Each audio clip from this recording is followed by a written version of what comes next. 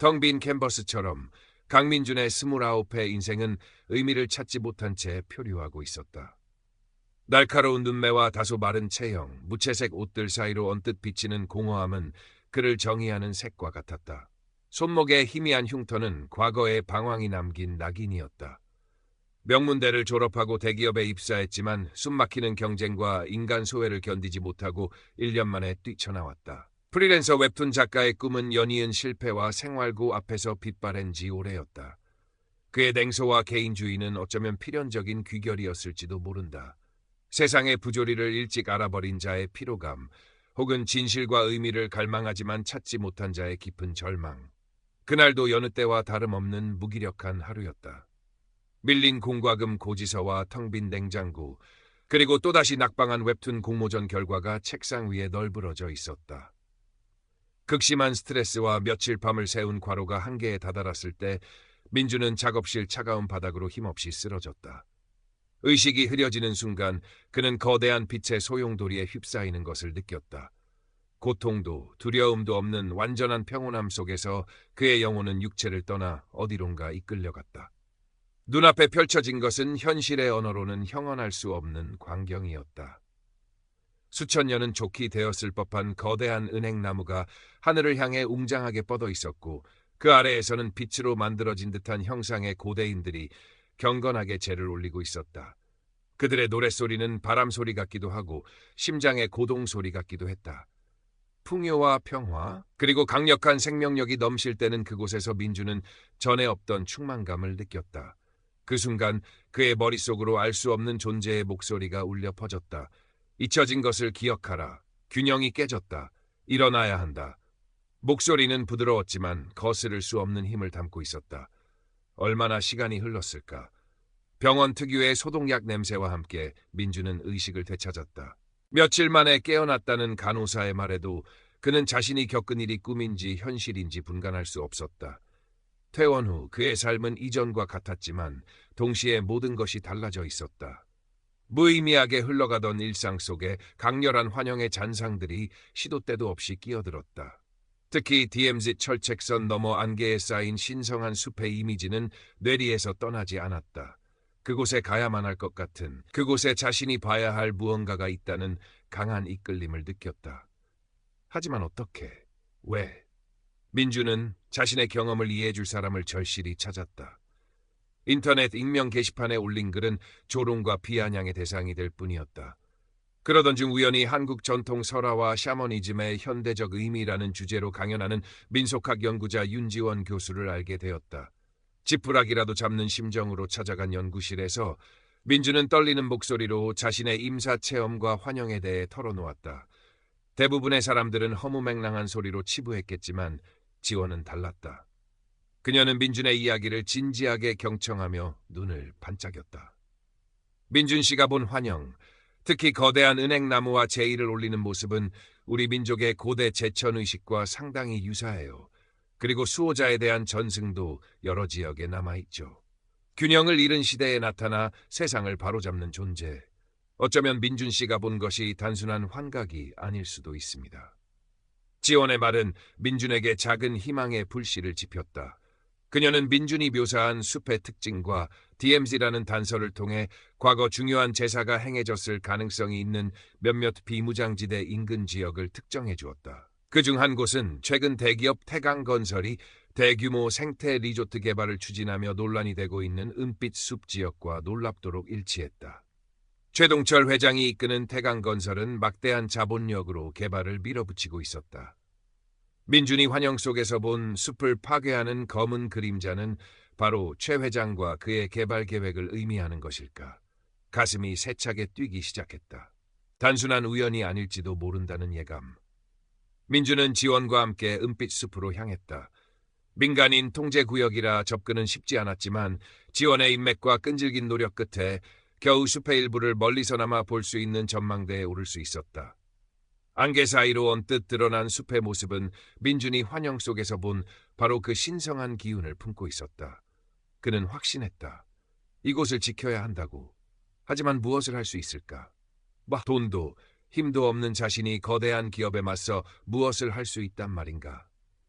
절망감이 다시 고개를 들 무렵 지원이 조심스럽게 입을 열었다. 민준 씨, 당신은 웹툰 작가를 꿈꿨잖아요. 당신의 경험, 당신이 본 환영, 그리고 당신이 느낀 감정들을 이야기로 그려보는 건 어때요? 어쩌면 그것이 당신이 할 수 있는 가장 강력한 방법일지도 모릅니다. 그 말에 민준은 망치로 머리를 맞은 듯한 충격을 받았다. 잊고 지냈던 꿈, 하지만 가슴 한구석에서 여전히 타오르고 있던 열정. 그는 떨리는 손으로 펜을 잡았다. 자신의 경험을 바탕으로 한 웹툰 수호자의 노래가 그렇게 시작되었다. 냉소로 가득 찼던 그의 눈에 어느덧 잊고 지냈던 총기가 되살아나고 있었다. 웹툰은 느리지만 조금씩 사람들의 입소문을 타기 시작했다. 그의 진심이 담긴 그림과 이야기는 지친 현대인들의 마음에 작은 파문을 일으켰다. 잊혀진 가치, 생명 존중, 공존이라는 낯설지만 어딘가 그리운 단어들이 댓글창을 채우기 시작했다. 한편 민준의 움직임을 알게 된 최 회장 측의 방해도 시작되었다. 익명의 악성 댓글과 루머가 퍼졌고 심지어 은밀한 회유와 협박까지 들어왔다. 그의 대학 동기이자 지금은 태강건설의 핵심 프로젝트 팀장인 박선우가 직접 민준을 찾아오기도 했다. 민준아, 너 아직도 그런 뜬구름 잡는 소리 하고 다니냐? 정신 차려. 세상은 그렇게 쉽게 안 변해. 최 회장님은 내 재능을 높이 사셔. 그냥 조용히 웹툰만 그리면 얼마든지 지원해 주시겠다고 하셨어. 선우의 말은 차가운 현실의 벽처럼 느껴졌다. 한때 같은 꿈을 꾸었던 친구의 변절은 민준에게 깊은 상처를 남겼지만 동시에 그의 사명감을 더욱 굳건하게 만들었다. 그는 더 이상 과거의 무기력한 강민준이 아니었다. 최 회장의 개발 계획은 막바지를 향해 치닫고 있었다.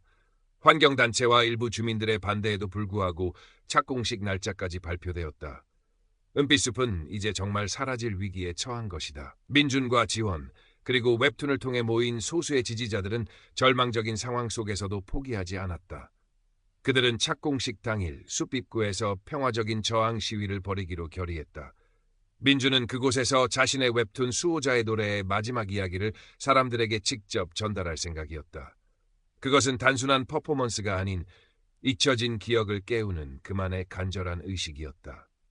착공식 당일, 쌀쌀한 바람이 부는 은빛숲 입구에는 수십 명의 사람들이 모여 있었다. 대부분은 민준의 웹툰을 보고 찾아온 젊은이들이었다. 그들의 손에는 은빛숲을 살려주세요. 개발만이 능사가 아니다라고 적힌 손팻말이 들려 있었다.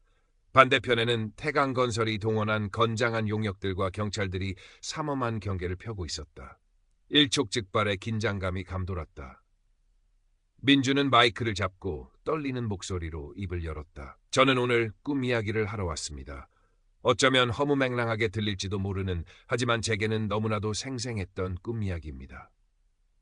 그는 자신이 겪은 임사 체험과 환영, 그리고 은빛숲이 간직한 의미에 대해 담담하게 이야기하기 시작했다. 그의 진심 어린 목소리는 현장의 사람들에게 조금씩 스며들었다. 어떤 이들은 눈시울을 붉혔고 어떤 이들은 고개를 끄덕였다. 그 순간 민준은 다시 한번 깊은 정신적 집중 상태에 빠져들었다. 마치 임사 체험 때처럼 온 세상의 소리가 멀어지고 강력한 에너지에 휩싸이는 듯한 느낌이었다. 그는 두려움을 넘어선 평온함 속에서 환영 속 존재가 그에게 속삭였던 마지막 메시지를 떠올렸다. 기억하라. 너희는 홀로 존재하지 않는다. 모든 생명은 연결되어 있으며 그 연결의 끈을 회복하는 것이 너희의 사명이다. 그의 입에서 흘러나온 이 메시지는 단순한 문장을 넘어 듣는 이들의 가슴 속 깊은 곳에 잠들어 있던 무언가를 건드리는 듯했다. 최 회장은 확성기를 통해 불법 시위를 즉각 중단하고 해산하라고 소리쳤다. 용역들이 시위대를 향해 움직이기 시작했다. 박선우는 착잡한 표정으로 민준을 바라보았다. 그의 눈빛은 흔들리고 있었다. 바로 그때 예상치 못한 일이 벌어졌다. 하늘이 갑자기 어두워지더니 세찬 비바람과 함께 천둥 번개가 내리치기 시작한 것이다. 마치 은빛숲의 정령이 분노하는 듯했다. 사람들은 혼비백산했고 착공식 진행은커녕 안전을 걱정해야 할 상황이 되었다. 최 회장은 당혹감을 감추지 못했다. 기적이었을까? 아니면 단순한 자연현상이었을까? 그날의 격렬했던 날씨로 인해 은빛숲 개발은 일단 보류되었다.